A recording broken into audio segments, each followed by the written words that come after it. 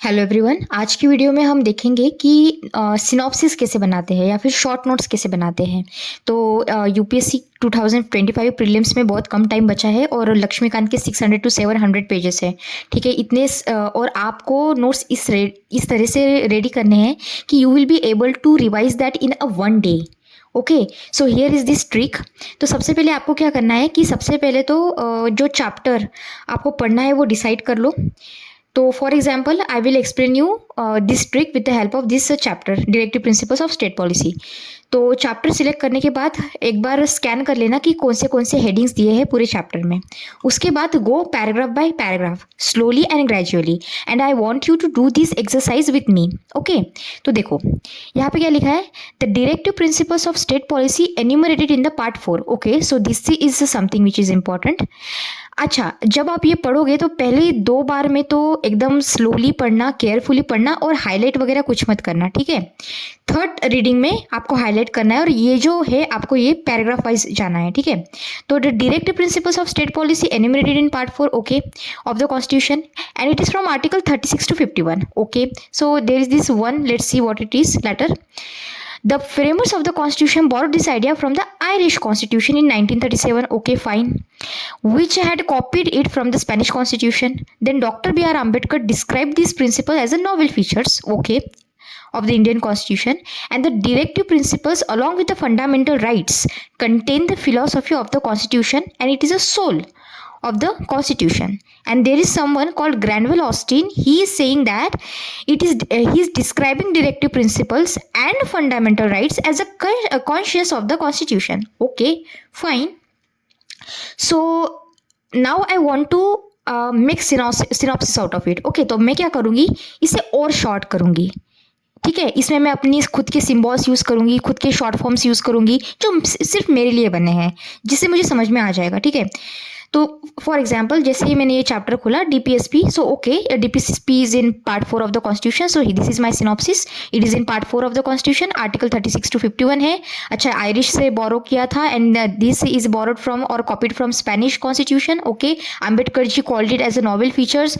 Fundamental rights plus DPSP is equal to the philosophy of the constitution. Okay, fine. It is the soul of the constitution. Okay, fine. And Granville Austin call it as a conscience of the constitution, and that is all. तो अब next time मैं क्या करूँगी, जब मुझे revise करना हो तो मैं नेक्स्ट डे ही रिवीजन कर लूँगी। I will not wait for a whole week और a month, I will revise it next day only. और जब मैं रिवाइज करूँगी तो मैं ये सब नहीं पढ़ूंगी, I will only read this much and I will read it multiple times, 5 times, 6 times, 7 times. अगर आप इतना कर लेते हो तो कन्फ्यूजन कहाँ पे रहेगा आपको, बताइए मुझे। इसी तरह से आपको Laxmikanth you will be able to revise multiple times in a short time and you will not forget it ever. अच्छा, और एक एग्जाम्पल देखते हैं। जैसे यहाँ पे हमने देखा था ना कि 36 to 51। अच्छा, ये फर्स्ट 1 पॉइंट, ये 1 पॉइंट क्या है ये देख लेते हैं quickly.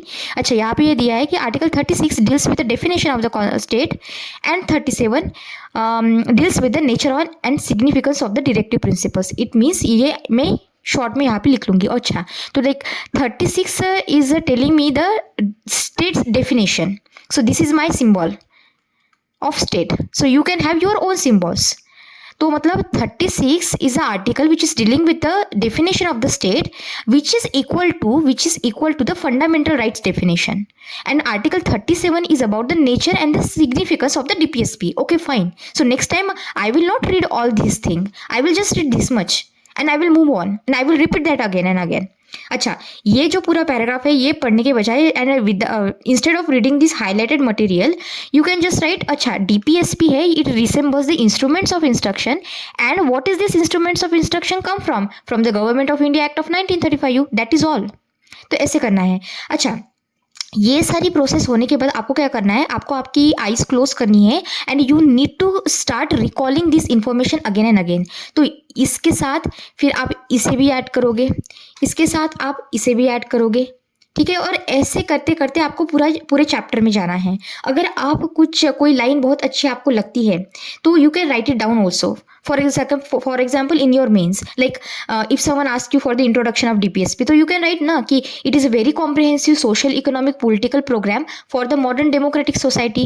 Okay, it embodies the welfare of the state. It realizes the high ideals of the preamble: justice, economics, equality, liberty, fraternity, all this. It is justice, it is not justiciable in nature. What does it mean? It means it is not legally, enforceable by the court, but it helps explain help explain and determine the constitutionality. So this is how you make the short notes.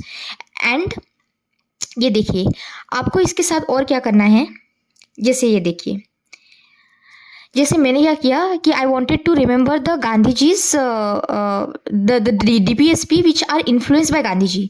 So what I did, I draw here Gandhi ji, and he had specs which are round and his face is also round. So from that I just said to myself कि अच्छा गांधी जी के जो specs है वो गोल गोल है, so like 40 is also like 0, 40 has a 0, so like organize O is like a 0, so organize village panchayat. ठीक है, so 43 में 3 is like a double 0, like. अच्छा ये मेरी ट्रिक है, ठीक है, आप अपनी ट्रिक यूज कर लेना. तो ठीक है, फिर next article is 43. So CO cottage also have O, so cottage industry. Then 43B is also like a kind of a double O, so 43B will be the next article which will talk about the cooperative societies. So this cooperative is also have double O.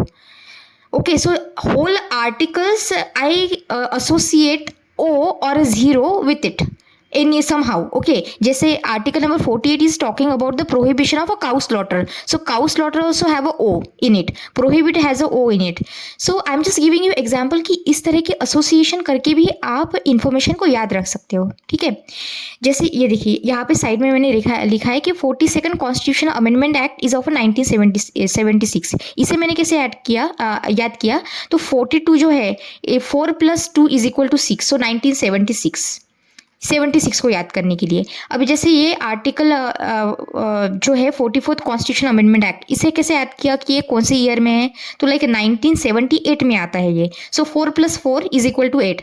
देखिए, आपको कुछ भी करके इस information को याद रखना है तो आप एसोसिएशन से रखो, मतलब कोई ट्रिक लगाओ, निमोनिक्स लगाओ. This is how you have to do it. Okay, there is one more thing I have to tell you कि ये जो कलर है ना, लाइक हाइलाइटर्स की, इसको एक डेफिनेशन दो. मतलब जैसे अगर मैं पर्पल कलर यूज कर रही हूँ तो that will be only for my prelims, but let's say I am using the green colour underline, तो I will use it for my mains. कि मतलब मुझे कोई अच्छी लाइन लगी तो फिर मैं वो उसको अंडरलाइन कर लूँगी डार्क ग्रीन पेन से. अगर मुझे प्रीलिम्स के लिए फैक्ट्स याद करने हैं तो I will highlight it with a purple colour. तो ऐसे ही आप different colours, different highlighters use कर सकते हो. और कुछ बच्चे हैं जिनको they are not comfortable with books. Some people are very comfortable with books. तो आपको क्या करना है, जो बच्चे पेपर के साथ कंफर्टेबल है वो ये सारी जो सिनॉप्सिस है ये यहाँ पे मार्जिन में न लिखते हुए आप डायरेक्टली पेपर पे लिख सकते हो. ठीक है, और those children who are comfortable with book, तो आप यहाँ पे मार्जिन में लिख लो और यहाँ पे रिवाइज कर लो. और ये जो रिवीजन है आपको 4 फेजेस में करनी है. जैसे कि आपने आज ये एक चैप्टर कंप्लीट किया तो आज रात में आपको एक तो आप सिनॉप्सिस रिवाइज कर लो. अगर आज रात नहीं होता है तो कल सुबह कर लेना. ठीक है, फिर नेक्स्ट वीक करना और फिर नेक्स्ट मंथ करना. और जब आप पूरे मई में आओगे तो मई मंथ में आपको in 1 day you will be able to revise the whole thing. Okay, so this is how you have to make the notes and remember the Lakshmikant every important point in a less time. ये trick आप other subjects को भी apply कर सकते हो. I hope this video will find you will get benefit from this video. So let me know in the comment section below. अगर आपको मेरा काम अच्छा लग रहा है तो please subscribe to my channel and thank you very much. Best of luck.